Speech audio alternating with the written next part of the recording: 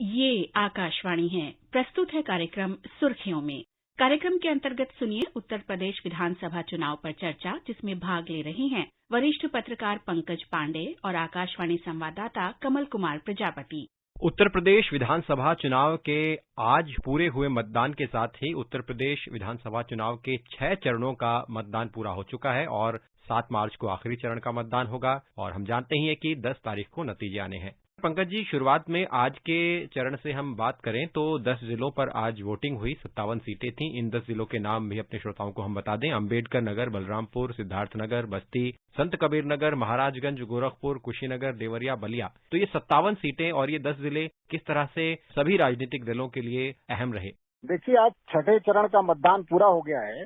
10 जिलों के 57 सीटों पर जो मतदान हुआ है, उसके बाद ये भारतीय जनता पार्टी और समाजवादी पार्टी, जिनको माना जा रहा है कि बाई पोलर इलेक्शन था और इन दोनों दलों के बीच में मुख्य मुकाबला था, इनके लिए तो इम्पोर्टेंट ये इलेक्शन था ही आज का मतदान। लेकिन कांग्रेस के लिए भी ये दौर काफी इम्पोर्टेंट है। अगर ये बात करें कि प्रियंका गांधी ने जिस तरह से उत्तर प्रदेश के चुनाव में अपनी एंट्री की और अगर उनका खाता खुलना है और कोई सम्मानजनक स्थिति वोट परसेंटेज के लिहाज से या उनके प्रदेश अध्यक्ष चुनाव लड़ रहे हैं, तो एक उनके लिए भी ये फेज इम्पोर्टेंट है। लेकिन हम बात करेंगे योगी आदित्यनाथ जी का इलाका है गोरखपुर सदर, जहां पे आज मतदान हुआ।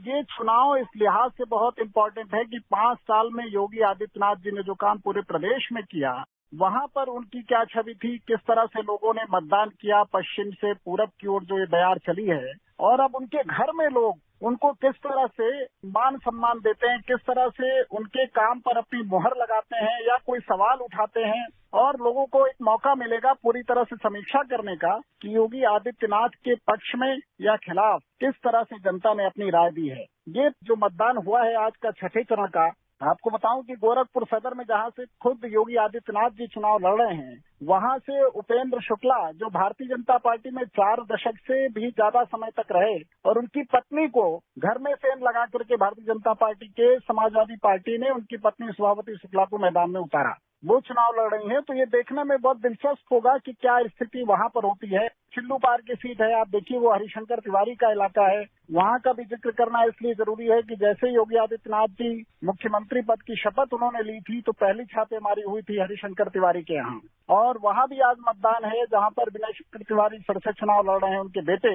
तो एक जो जातीय समीकरण, जातीय तिलिस्म की बात होती है उत्तर प्रदेश के चुनाव में, उसकी प्रयोगशाला भी ये इलाका है। कुल मिला के ये चरण जो है, आप देखिए कि पश्चिम से जब शुरुआत हुई तो कहा जा रहा था कि पश्चिम में किसानों की नाराजगी, जाटों की नाराजगी एक मुद्दा हो सकता है, और वहां पे कुछ हद तक भारतीय जनता पार्टी को भी आशंका थी कि शायद कुछ नुकसान यहाँ पर उनको उठाना पड़ेगा। लेकिन ये जो छठा चरण पहुंचते पहुंचते 5वें से ही शुरुआत हो गई थी। भारतीय जनता पार्टी को भरोसा है कि अगर थोड़ा बहुत कहीं नुकसान हुआ भी होगा तो इसकी भरपाई वो यहाँ से करेंगे। और इस लिहाज से 10 जिलों में जो 57 विधानसभा सीटों पर आज मतदान हुआ है, ये गोरखपुर हो, देवरिया हो, उधर ये तमकुहीराज की जो हमने बात की शुरू में ही, इधर का जो इलाका है कुशीनगर का, आप सोचिए कि वो आरपीएन सिंह को भारतीय जनता पार्टी ने जिस तरह से कांग्रेस से तोड़ा, तो उनका कैसे प्रभाव है। स्वामी प्रसाद मौर्य, जिनके आने के बाद बहुत चर्चा हुई कि भारतीय जनता पार्टी को बड़ा जंट लगा है, उनकी अपनी परीक्षा होनी है फाजिल नगर से। ये कुल मिला करके पूरा चुनाव जो 57 विधानसभा सीटों का है,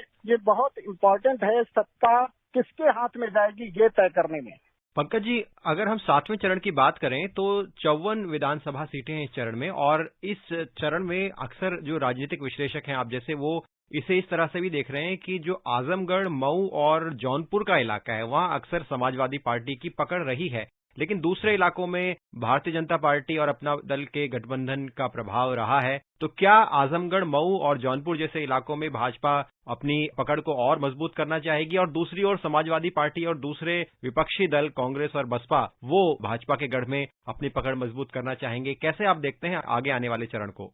7वें चरण की बात करें जो फाइनल फेज होगा, और उसके बाद उल्टी गिनती शुरू हो जाएगी। 10 मार्च के नतीजे पर सबकी निगाह होगी। जैसा हम 6वें चरण को जोड़ करके देख रहे थे योगी आदित्यनाथ जी से, 7वां चरण होगा जो 7 मार्च को जो मतदान होना है, वो प्रधानमंत्री नरेंद्र मोदी का इलाका है, वाराणसी, उनका संसदीय क्षेत्र है। और विकास का जो मॉडल, उत्तर प्रदेश के विकास मॉडल की बात होती है, तो उसमें बनारस का भी बहुत नाम लिया जाता है। उसमें काशी का कॉरिडोर है और तमाम बनारस में जो विकास के काम हुए, गंगा घाट से लेकर के ग्रामीण इलाकों में तमाम योजनाओं को, जो केंद्रीय योजनाओं को लागू करने के लिहाज से, तो बनारस में तरह तरह से विकास की जो गंगा बही है, तो उसका एक तरह से लिटमस टेस्ट भी इस चुनाव में होना है।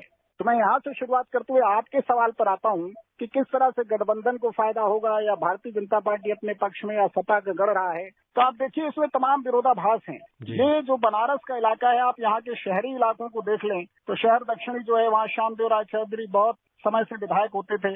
लगातार नीलकंठ तिवारी को उनका टिकट काट के दिया गया तो वो भी जीत गए। तो शहर दक्षिणी एक तरह से भारतीय जनता पार्टी का गढ़ है।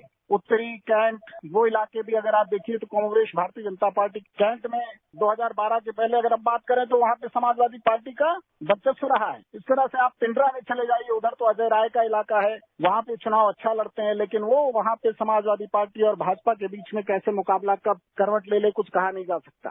कुल मिलाकर के ये पूरी जमीन जो है वो विरोधाभासों से भरी हुई है। क्या आप जब विधानसभा और लोकसभा चुनाव को भी कंपेयर करेंगे तो आपको कई बार कई उलटफेर जैसी स्थिति लगेगी।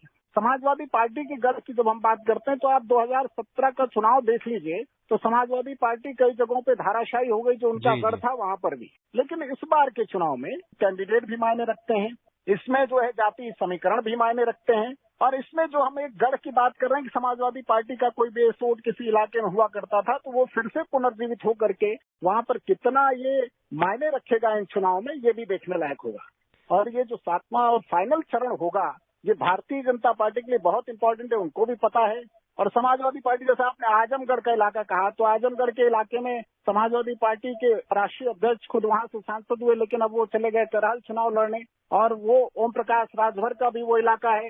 राजभर जो है वो पहले भारतीय जनता पार्टी के साथ थे, अब वो समाजवादी पार्टी के साथ हैं।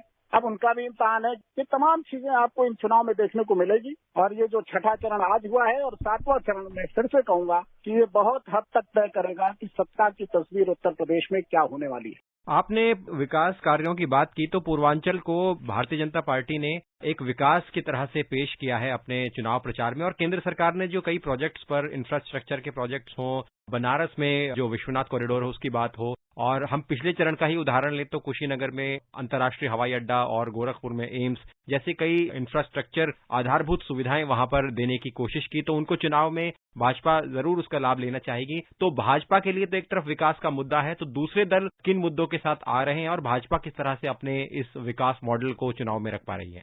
भारतीय जनता पार्टी ने एक पूरा जो है मिक्स तैयार किया है मुद्दों का। आप देखिए विकास का भी मुद्दा है, उसमें जो है राम मंदिर के बहाने वो सांस्कृतिक चेतना की बात है। वाराणसी की हम बात कर रहे हैं, इस चरण में चुनाव हो रहा है, वहां पे काशी कॉरिडोर यानी अयोध्या के बाद काशी का जो नारा दिया गया उस लिहाज से वो जमीन इम्पोर्टेंट है और वो मुद्दा भी है कहीं न कहीं अंदर ही अंदर। तो विकास और कल्याणकारी योजनाएं जिसमें मुफ्त आवास की बात हो, सिलेंडर की बात हो, और कोरोना के काल में 80 करोड़ लोगों को मुफ्त राशन देने की बात है। जितने लोग लाभार्थी हैं, इतने परिवारों को इस कोविड के काल में जब काम धंधे ठप पड़ गए थे, लॉकडाउन जैसी स्थिति थी, लेकिन उनको खाने पीने की दिक्कत नहीं हुई, तो भारतीय जनता पार्टी के लिए निस्संदेह ये सारी चीजें उनके मुद्दों में शामिल हैं। विपक्ष की जहां तक बात करें तो वो जो है एक तरह से उन्होंने सोशल इंजीनियरिंग पे बहुत बड़ा भरोसा किया है। मुद्दों से पहले मैं उसकी बात करूंगा कि जातीय आधार पर किस तरह से घेरेबंदी की जाए, कैसे वो पिछड़ा बनाम अगड़ा इलेक्शन हो जाए, इसकी कोशिश की गई। जब स्वामी प्रसाद मौर्य आए थे सबसे पहले उसी समय इसका ऐलान हो गया था। दूसरा महंगाई का मुद्दा है जिसको लेकर के उन्होंने बहुत कोशिश की बहुत जगहों पर। बेरोजगारी का मुद्दा है।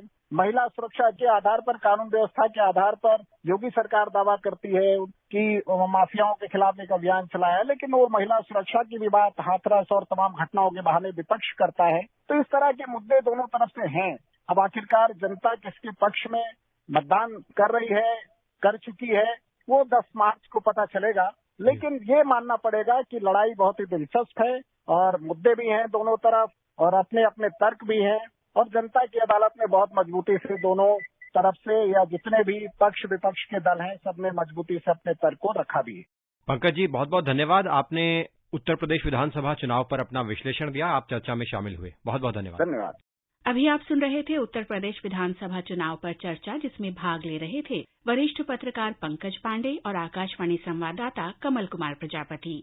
ये कार्यक्रम आकाशवाणी के समाचार सेवा प्रभाग द्वारा प्रस्तुत किया गया। इसे आप हमारे mobile app news on AIR और YouTube channel news on AIR official पर भी सुन सकते हैं।